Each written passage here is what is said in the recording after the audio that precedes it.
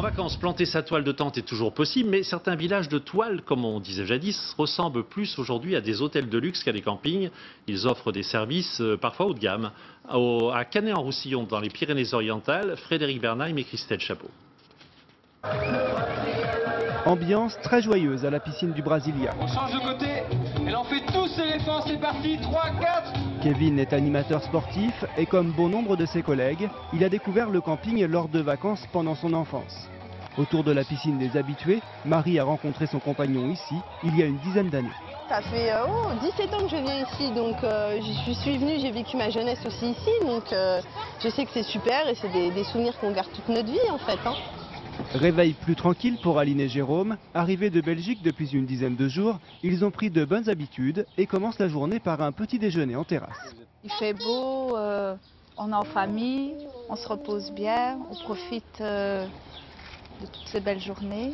Leur budget pour leurs 15 jours de vacances, 4 500 €, dont 2 600 pour la location. Petite maison, un petit jardin, un côté petit village aussi, être un peu tranquille. Un village de 700 emplacements où l'on héberge au cœur de l'été près de 2700 vacanciers. À la boulangerie, beaucoup de monde et surtout des enfants. Ils se déplacent à vélo, en trottinette. C'est une habitude des vacances. C'est bien, ça les responsabilise en plus. Et pour éviter les longues files d'attente aux heures de pointe, il faut des bras et un peu d'organisation. On a 2 caisses dans le magasin et on est 3 personnes en permanence entre 8h et 10h, voire même une 4e personne si besoin est. Sur la petite place, le centre-ville en quelque sorte, on trouve tous les commerces. Épicerie, fruits et légumes, laverie, tabac et même un salon de coiffure. Je pense pas ne pas y aller avant de partir pour y aller en arrivant. Pour le plaisir de retrouver les commerces, les commerçants et commerçantes qu'on a l'habitude de voir les années précédentes. Côté animation, il y en a pour tous les âges et quelle que soit l'heure de la journée.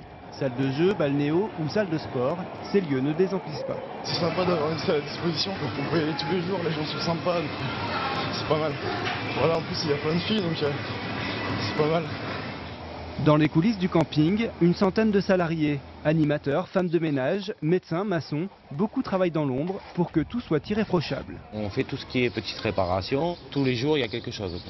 Tous les jours on essaye que les gens soient satisfaits entièrement. Une constante, le sourire et la disponibilité de ces travailleurs, sans qui l'ambiance serait sans doute bien différente. C'est beaucoup en fait d'anciens clients, de jeunes qui venaient chaque année dans le camping et donc qui sont naturellement imprégnés de l'histoire du Brasilia. L'histoire de ce camping ne peut s'écrire sans Marina. Ça va? Bonjour, non. Pourquoi? Parce qu'on se barre. Mais il faut pas partir, mais pourquoi vous partez? Elle connaît tous les clients de l'établissement ainsi que leurs habitudes alimentaires et bon nombre d'entre eux sont devenus des amis. C'est le plaisir de faire plaisir. Le meilleur, c'est le sourire du client et qui vous dit c'est bon. Voilà, ça c'est le plus beau cadeau qu'on puisse avoir. Le camping, même s'il a beaucoup changé ces dernières années, reste l'un des modes d'hébergement préférés des Français pour les vacances.